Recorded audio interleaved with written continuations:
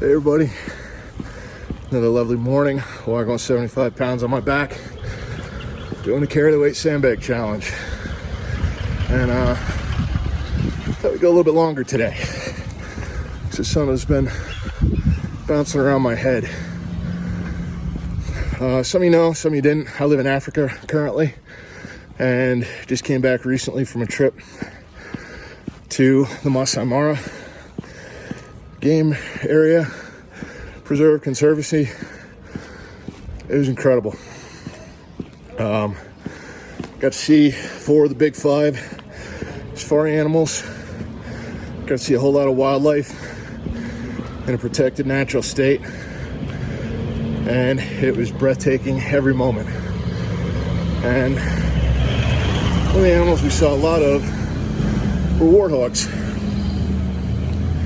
And we were laughing because our guides were talking about them, and the Swahili word for warthog is Pumbaa. So some of you remember Timon and Pumbaa from the Lion King movies. And interestingly, IMDb says that Pumbaa translates to simple-minded or dumb. And that just means warthog. But the reason for that is they were telling us warthog's not dumb per se. It's just got really bad short-term memory, like 20 seconds. So a warthog can be going through his day, sees a lion or a coot or a leopard, says, "Oh crap, I gotta go," takes off running. And if the lion gives chase right then, that's it, the hunt's over, because the warthog's a lot faster. Thing is, after about 30 seconds, the warthog's at a dead sprint going, "Why am I running? That grass looks delicious." He stops. He starts grazing again because he forgot what he was running from. And then if the lion stayed close enough or has another lion waiting nearby, they pounce and it's over. So we were laughing about that, how silly that is. You just run along, see a nice patch of grass, stop and start eating and get eaten for it. But that occurred to me, you got to know your why. You gotta know what it is you're running for, or walking for, or going on. You gotta have that purpose. Otherwise, you can see a nice, delicious looking patch of grass and stop. And that why is gonna bowl you over. And then you're gonna be dinner. And that got me to thinking, a lot of us, a lot of veterans especially, one of the reasons we see folks having a hard time adjusting is because they think they lost their why. Because for a lot of veterans, a lot of people serving, that why is service. That why is wearing the uniform. And your brothers and sisters wearing the same one. And you leave active duty and you think you lost that why. And that can be tough. Or the why could be being a parent or a spouse. It could be connected to work, could be sport, whatever it is. If that why is taken from you, that can lead to some issues. So I started thinking about a different kind of warthog. The A-10. Favorite of American ground troops all over.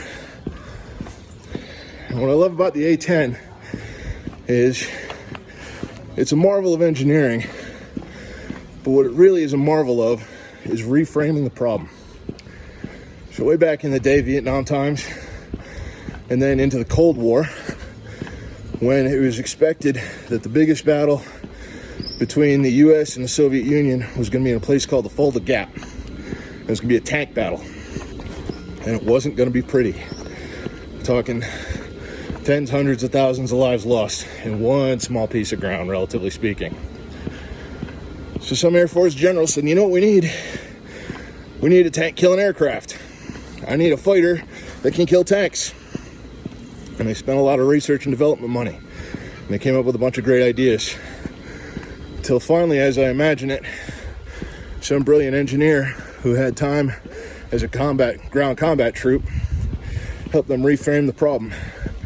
And they said, no, my dude, what you need is not a fighter jet that can kill tanks. You're thinking about it wrong. What you need is an anti-tank gun that flies. And so that's what they set out to build. They took a 30 millimeter Gatling cannon that is very much an anti-tank gun, and they built an airplane around it. they said, okay, what do we got here? We got an anti-tank gun that flies. What problems do we have to solve now?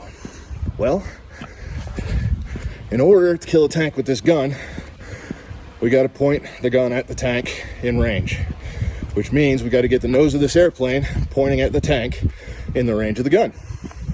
It means we got to be low and slow and exposed to ground fire.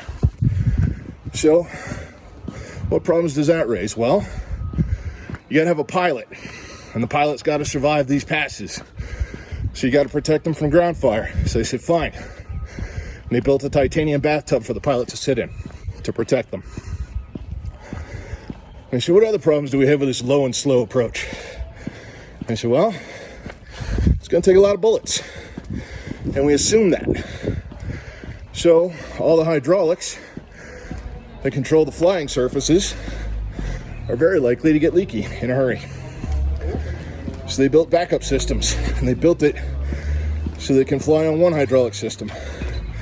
And then some crazy pilot probably said, well, that's great until both of those systems are out, because I'm going to want to keep flying, because you got a titanium bathtub under my butt, and I've still got rounds.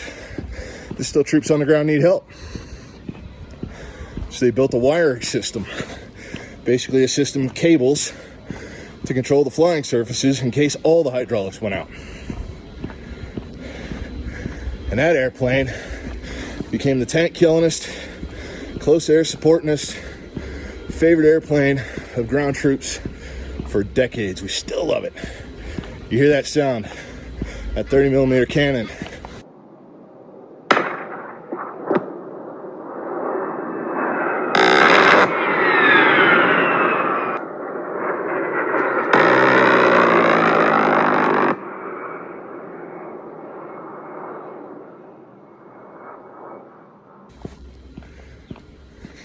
It works so well. And that's the brilliance of it, because now let's combine the two Warthogs.